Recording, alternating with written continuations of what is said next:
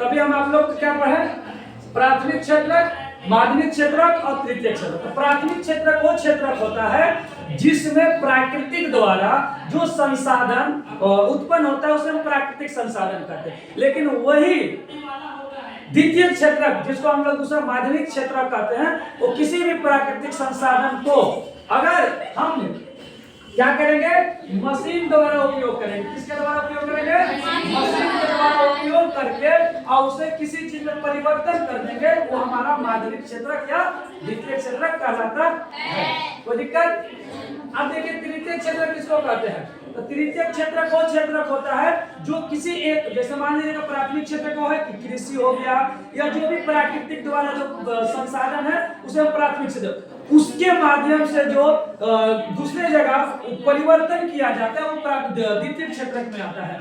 और द्वितीय क्षेत्रक के बाद उसे एक जगह से दूसरे जगह ले जाया जाता है, वो आपका तृतीय क्षेत्रक में। जैसे शिक्षा भी तृतीय क्षेत्रक में आता है, ठीक है, आपका स्वास्थ्य भी तृतीय क्षेत्रक में आता है, आपका न्याय भी तृतीय क्षेत्रक में आता है, आपका जो गाड़ी एक जगह से दूसरे जगह ले जाए ये भी तृतीय क्षेत्रक में आता है। देखिए यातायात हो गया जो एक जगह से दूसरे जगह पहुंचाने का काम करता है, संचार हो गया, सूचना हो गया, स्वास्थ्य, शिक्षा, ये सभी तृतीय क्षेत्रक में आता है। समझ में आ गया? अब हम लोग एक बात कर रहे थे आज बेरोजगारी। बेरोजगारी अनेक प्रकार के होता है, जैसे शिक्षित बेरोजगारी, पढ़ लिख लिया है और उसको रोजगार नहीं मिल रहा है उस लाइफ में, है ना। मौसमी बेरोजगारी, कुछ मौसम के लिए उसको रोजगार मिला और उसके बाद वो बेरोजगार हो गए, उसे मौसमी बेरोजगारी। लेकिन ये इसको हम लोग बोलते हैं अदृश्य बेरोजगारी या इसे फिर प्रच्छन्न बेरोजगारी भी कहा जाता है। कैसे प्रच्छन्न, देखिएगा, छिपी बेरोजगारी से पीड़ित व्यक्ति वो होता है जो ऐसे दिखाई देता है जैसे कि वो काम में लगा हुआ है ना, क्या लगता है कि वो काम कर, जैसे होटल वाला व्यक्ति को देखिएगा कि वो काम कर रहा है, लेकिन ये बताइए उसका एक बेटा, एक अपने और दो अलग से, तीन लोग उसमें काम कर रहे हैं। नजर देखने में तो सबको लग रहा है कि तीन लोग काम कर रहा है, लेकिन क्या इन लोगों को अगर मजदूरी जोड़ लिया जाए 500 के हिसाब से तो कितना होना चाहिए, 1500 होना चाहिए।